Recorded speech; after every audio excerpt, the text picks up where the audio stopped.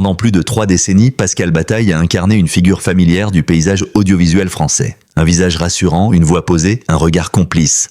Pour des millions de téléspectateurs, il était ce présentateur accessible, ce médiateur bienveillant entre les histoires intimes et le grand public.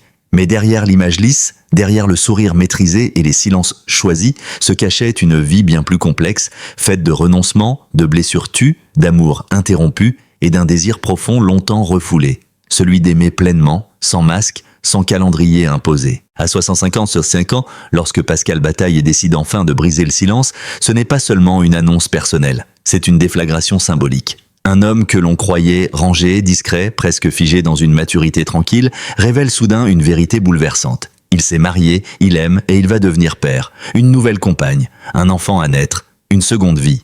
Mais pour comprendre la portée de cette confession tardive, il faut revenir en arrière. Bien avant les projecteurs, bien avant la notoriété, bien avant ce jour où il prononcera ces mots simples et vertigineux. Oui, j'ai choisi d'être heureux. Pascal Bataille a toujours cultivé une forme de retenue. Dans un milieu où l'exposition est souvent une monnaie d'échange, il a fait le choix inverse. Parler des autres, jamais de lui. Sa carrière s'est construite sur l'écoute, l'empathie, l'analyse des trajectoires humaines. Pourtant, paradoxalement, il a longtemps refusé d'appliquer ce regard introspectif à sa propre existence. Ce refus n'était pas une coquetterie, il relevait d'une peur plus profonde, celle de déranger, de décevoir, ou pire encore, de ne plus correspondre à l'image que le public s'était forgé de lui. Pascal Bataille était devenu un personnage, et comme beaucoup d'hommes publics, il avait fini par se confondre avec ce rôle. Dans les cercles proches, on savait, on devinait, on murmurait parfois qu'il était un homme sensible, plus solitaire qu'il ne le laissait paraître, qu'il avait aimé, souvent, mais jamais au grand jour. Qu'il avait privilégié le travail, la stabilité, la continuité au détriment de ses propres élans. Pendant des années, il a observé les autres vivre ce qu'il n'osait pas s'autoriser. À 40 ans, puis à 50 ans, Pascal Bataille aurait pu refaire sa vie. Les occasions n'ont pas manqué.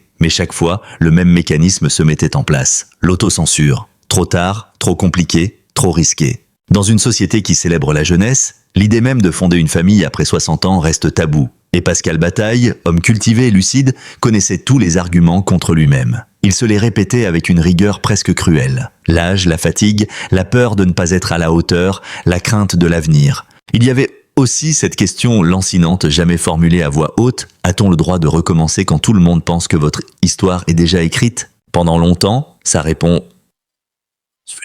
la rencontre qui a tout fait vaciller. Et puis, il y a eu cette rencontre. Discrète, presque banale au départ. Une femme hors du monde médiatique, étrangère au code de la célébrité, qui n'avait ni fascination ni attente particulière à son égard. Elle ne voyait pas le présentateur, elle voyait l'homme. Pour la première fois depuis des années, Pascal Bataille ne se sentait pas observé, mais compris. Pas admiré, mais écouté. Cette relation ne s'est pas construite dans l'urgence ni dans la passion dévorante. Elle s'est installée lentement, avec prudence, presque avec méfiance. Ils ont parlé longtemps, de tout, du temps qui passe, des regrets, des enfants qu'ils n'avaient jamais eus, de la peur de vieillir seul, de la honte parfois ressentie à l'idée de vouloir encore aimer à son âge. Et c'est là que quelque chose a changé. Ce n'est pas l'amour seul qui a poussé Pascal Bataille à franchir le pas. C'est une prise de conscience brutale. Continuer à se taire, à se cacher, à différer, revenait à renoncer définitivement à lui-même. À 65 ans, il n'avait plus envie de jouer un rôle, plus envie de justifier son bonheur, plus envie d'attendre une validation extérieure. Le mariage, célébré dans une intimité presque totale, fut un acte de courage plus qu'un simple engagement sentimental. Un geste de rupture avec des décennies de prudence excessive. Et puis il est venu la nouvelle la plus inattendue, celle qui allait tout bouleverser. Lorsqu'il apprend que sa compagne est enceinte, Pascal Bataille traverse une tempête émotionnelle. La joie, bien sûr, immense, presque irréelle, mais aussi la peur. Une peur ancienne, viscérale, celle de ne pas être là assez longtemps, de ne pas voir cet enfant grandir, de ne pas pouvoir lui offrir ce que d'autres pères offrent plus jeunes. Pendant plusieurs semaines, il garde cette information pour lui. Il la porte comme un secret brûlant, un mélange d'émerveillement et de vertige. Ce futur enfant devient alors bien plus qu'un projet de vie. Il incarne une revanche sur le temps, une preuve que l'existence n'obéit pas aux calendriers sociaux. Une réponse silencieuse à tous ceux, y compris lui-même, qui avaient décidé trop tôt que tout était fini. Pourquoi parler maintenant ? La question que beaucoup se posent est simple. Pourquoi maintenant ? Pourquoi cette confession à 65 ans après tant d'années de discrétion ? La réponse tient en une phrase que Pascal Bataille confiera plus tard à un proche. Parce que se taire aurait été une trahison envers mon enfant. Il ne voulait pas que cet enfant naisse dans l'ombre. Il ne voulait pas que son bonheur soit vécu comme une anomalie ou une gêne. Il a compris que le silence, autrefois protecteur, était devenu une prison. Alors il a choisi de parler. Lorsque Pascal Bataille décide de rendre publique sa nouvelle vie, il ne mesure pas encore pleinement l'onde de choc que cette annonce va provoquer. Dans un pays où la célébrité impose une transparence sélective, où l'intimité est tolérée tant qu'elle ne dérange pas les normes implicites, son témoignage vient bousculer un ordre silencieux. Celui de l'âge, du rôle attendu, de la place qu'un homme de 65 ans est censé occuper dans l'imaginaire collectif. Car il ne s'agit pas seulement d'amour, il s'agit de paternité. Et cette dimension change tout. En France, la maternité tardive fait régulièrement débat. La paternité, en revanche, reste un angle mort. On accepte sans trop de questions qu'un homme devienne père à 60, parfois à 70 ans, tant que cela reste discret, presque anecdotique. Mais lorsque cette réalité est incarnée par une figure publique connue, respectée, identifiée depuis des décennies à une certaine stabilité, le malaise affleure.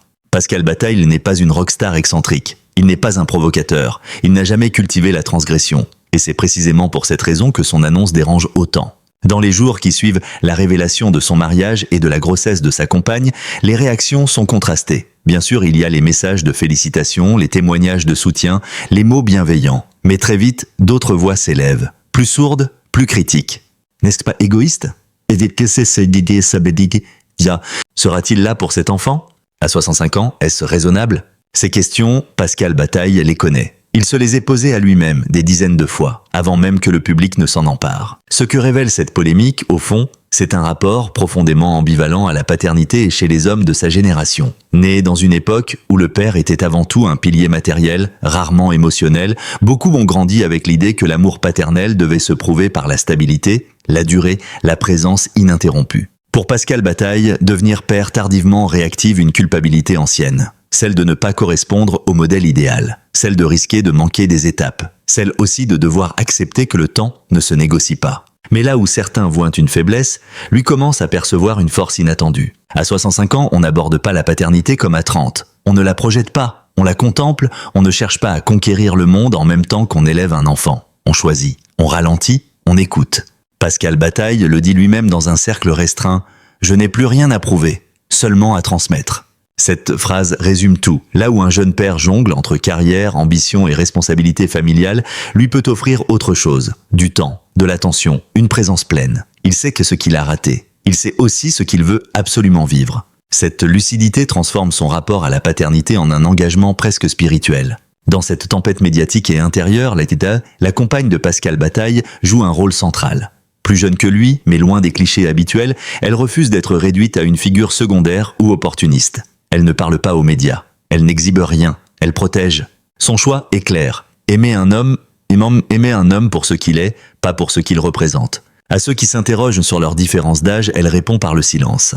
À ceux qui doutent de leur projet parental, elle oppose la cohérence de leur quotidien. Leur couple ne repose pas sur un fantasme, mais sur une réalité patiemment construite. Cette solidité devient une armure. L'enfant comme promesse, pas comme défi. Très vite, Pascal Bataille comprend qu'il doit changer de narration. Il refuse que cet enfant à naître soit perçu comme un défi lancé au temps ou à la nature. Ce n'est pas un acte de bravoure. Ce n'est pas une provocation. C'est une promesse. La promesse de ne plus vivre à moitié. La promesse de ne plus différer l'essentiel. La promesse de transmettre autrement. Il commence alors à parler, non pour se justifier, mais pour contextualiser. Pour expliquer que le désir d'enfant ne disparaît pas avec l'âge, qu'il se transforme, qu'il gagne parfois en profondeur ce qu'il perd en naïveté. L'histoire de Pascal Bataille agit comme un miroir. Elle révèle une société qui célèbre la longévité, mais redoute ses conséquences. Qui encourage les seniors à rester actifs, mais s'inquiète dès qu'ils sortent du cadre prévu. Qui applaudit les secondes chances, tant qu'elles ne remettent pas en cause l'ordre établi. En assumant publiquement sa paternité tardive, Pascal Bataille force le débat. Il oblige chacun à se poser une question simple mais inconfortable. À quel âge a-t-on encore le droit de commencer? Au fil des semaines, une chose devient évidente. Pascal Bataille ne reculera pas. Il ne s'excusera pas d'être heureux. Il ne minimisera pas son choix. Il ne transformera pas sa vie en plaidoyer, mais il ne la cachera plus non plus. Ce positionnement calme, ferme, presque pédagogique, finit par retourner une partie de l'opinion. Des hommes, surtout, commencent à lui écrire. Des messages longs, intimes, parfois bouleversants. Des hommes qui ont renoncé. Des hommes qui regrettent. Des hommes qui se demandent s'il n'est pas encore trop tard. À mesure que la naissance approche, Pascal Bataille change. Subtilement, profondément, il parle moins de carrière, plus de transmission, moins d'images, plus de sens. Il ne cherche plus à maîtriser le récit.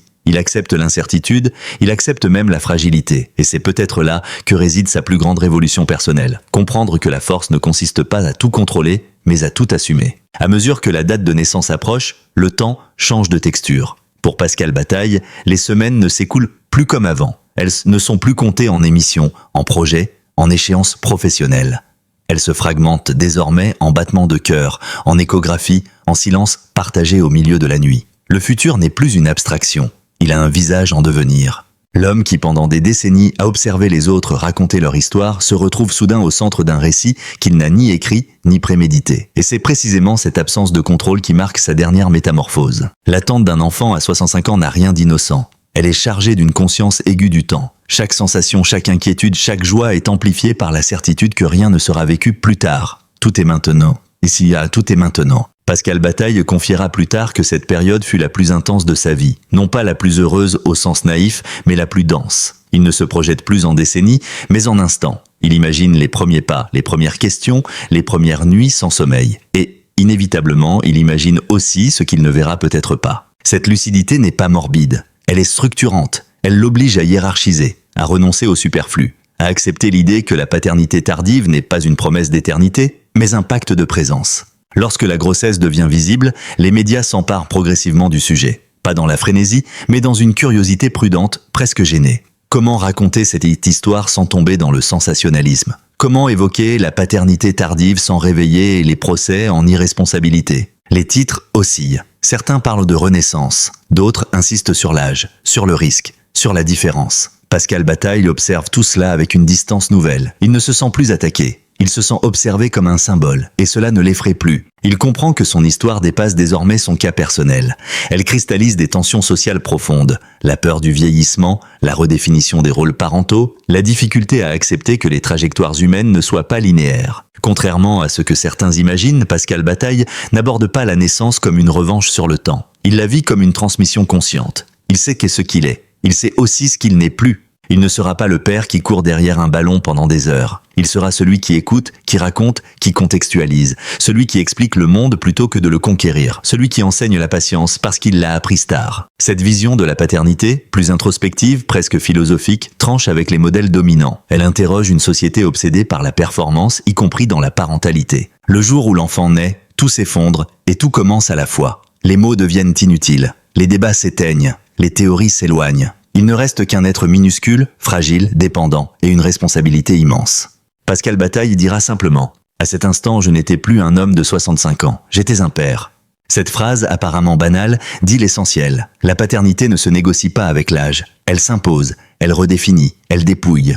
Pour la première fois, il ne se demande plus ce que le monde pense. Il se demande ce que cet enfant ressentira. Et ce déplacement du regard change tout. Après la naissance, le rythme de Pascal Bataille ralentit encore. Il refuse certains projets. Il en repense d'autres. Sa carrière ne disparaît pas, mais elle cesse d'être centrale. Il ne se définit plus par ce qu'il fait, mais par ce qu'il transmet. Ses proches notent un changement profond, moins d'ironie, plus de gravité douce, une forme de sérénité lucide, traversée parfois par une inquiétude sourde, mais jamais paralysante. Il accepte désormais l'idée que la vie ne se mesure pas à sa durée, mais à son intensité relationnelle. Sans l'avoir cherché, Pascal Bataille devient une référence. Non pas un modèle à imiter, mais un point de réflexion. Des tribunes s'écrivent, des sociologues commentent, des psychologues analysent. La paternité tardive cesse d'être une anecdote pour devenir un sujet de société. Et lui, au centre, refuse les slogans. Il ne prône rien, il raconte, il contextualise. Il rappelle que chaque histoire est singulière, que chaque choix est une négociation intime entre le désir, la responsabilité et la conscience du temps.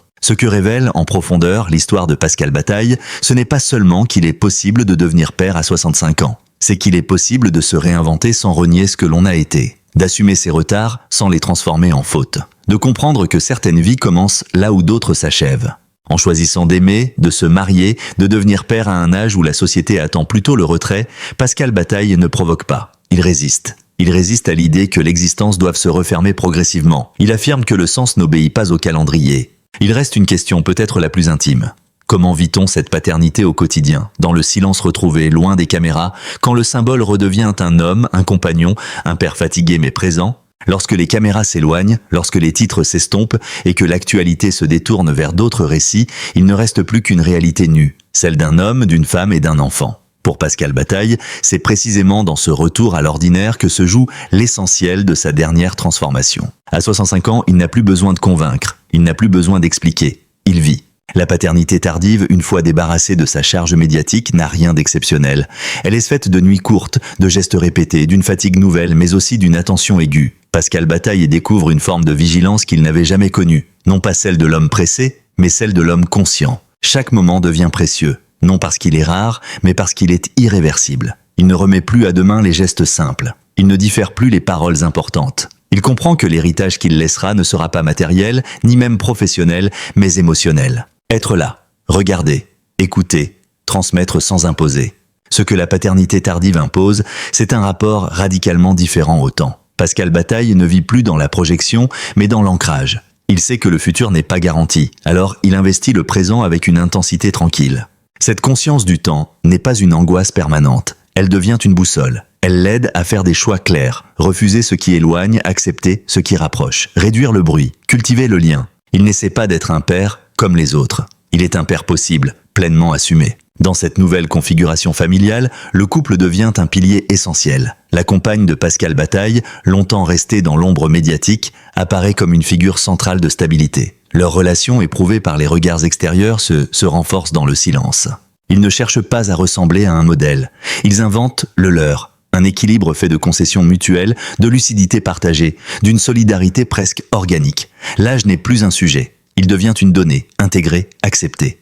Dans cette alliance, Pascal Bataille trouve ce qu'il n'avait jamais vraiment osé réclamer, une forme de paix. Au-delà de l'individu, l'histoire de Pascal Bataille agit comme un révélateur collectif. Elle met en lumière une contradiction profonde. Nous vivons plus longtemps, mais nous continuons à penser nos vies comme si elles étaient courtes et linéaires. Nous valorisons les secondes chances, mais nous les encadrons de conditions implicites. En devenant père à 65 ans, Pascal Bataille ne propose pas un modèle universel. Il pose une question dérangeante. Qui décide du moment où une vie est censée se refermer ? Sa trajectoire invite à repenser la notion d'âge non pas comme une limite, mais comme un contexte. À reconnaître que la maturité peut être un terreau fertile pour des engagements profonds. À accepter que le sens ne se distribue pas équitablement dans le temps. Un jour, cet enfant grandira. Il saura, tôt ou tard, que son père a fait un choix à contre-courant. Que sa naissance n'était ni un accident, ni un caprice, mais un acte de courage tardif. Il héritera non pas d'une carrière, mais d'un récit. Celui d'un homme qui a refusé de renoncer à l'essentiel. Pascal Bataille le sait. Il ne cherche pas à être parfait. Il cherche à être vrai, et dans cette vérité réside peut-être la plus grande leçon de son parcours. Il n'est jamais trop tard pour aligner sa vie avec ses valeurs. S'il fallait résumer cette histoire en une seule phrase, ce serait peut-être celle-ci, murmurée loin des micros. J'ai attendu longtemps, mais je n'ai pas attendu pour aimer mal. Cette phrase clôt un cycle. Elle transforme le retard en justesse. Elle réconcilie le passé et le présent. Elle affirme que certaines vies prennent sens précisément parce qu'elles ne suivent pas le rythme attendu. À 65 ans, Pascal Bataille n'a pas commencé une nouvelle vie. Il a cessé d'en différer une ancienne. Son mariage, sa paternité, sa parole libérée ne sont pas des ruptures, mais des aboutissements. Dans une époque obsédée par la jeunesse, son histoire rappelle une vérité simple et profondément humaine. Rester vivant ne dépend pas de l'âge, mais du courage d'assumer ce que l'on désire encore. Et parfois, ce courage arrive tard. Mais quand il arrive, il transforme tout.